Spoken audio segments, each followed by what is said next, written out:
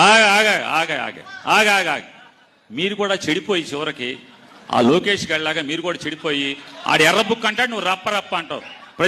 ప్రజల దగ్గరికి వెళ్ళేది అధికారం కోరుకునేది రప్ప రప్ప కోసం. అరే చీకట్లా కన్ను కొడితే అయిపోవాలరా, నోరు తెచ్చి రప్ప రప్ప ఎన్నిసార్లు అంటావు? సిగ్గు శరమండాలి మనకి, ఎన్నిసార్లు అంటారు? అది ఇక అదే పని. పూర్వీకులు మాకేం చెప్పారంటే మనిషికి విలువ ఇచ్చి విలువ తీసుకోమన్నారు. నువ్వు విలువ పోగొట్టుకున్నావు కాబట్టే అదే విలువ నీకు తిరిగి ఇచ్చేసాం. ఇప్పుడు నువ్వు ఏమంటావు? ఈ రప్ప రప్ప అనే మాట అని చెప్పేసి ఓ మాట అని నువ్వు నీ సొంత కొడుకునే కించపరిచినట్టు మాట్లాడావు. ఏంట్రా ఇది మాట్లాడితే రప్ప రప్ప అంటావు? దానికోసం వచ్చావేంట్రా మనం చీకట్లో కన్ను కొడితే అయిపోవాలరా అని. దీన్ని ఏ ఉద్దేశంతో నువ్వు అన్నావు? చీకట్లో కన్ను కొడతావంటే అమ్మాయిని కన్ను కొడతావా, అబ్బాయిని కన్ను కొడతావా, లేకపోతే ఎవరైనా ఏసేమని కన్ను కొడతావా? దీనికి అర్థం చెప్పు, నువ్వు క్లారిటీ ప్రజలకి. లేకపోతే నీ అబ్బాయి ఎదవా అని నువ్వు అనుకుంటున్నావా? చీకట్లో కన్ను కొడితే పని అయిపోవడం ఏంటారు నువ్వు బాబు? నువ్వు ఇలా వెళ్తుండగా గట్ట కన్ను కొట్టు ఏమవుద్ది? ఎవడొచ్చి ఏం పిలిచాడో చూద్దాం.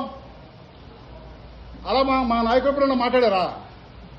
తెలుగుదేశం నాయకులు అప్పుడే ఇలా ఎప్పుడైనా వల్గర్గా చీప్గా ఎప్పుడైనా మాట్లాడారా?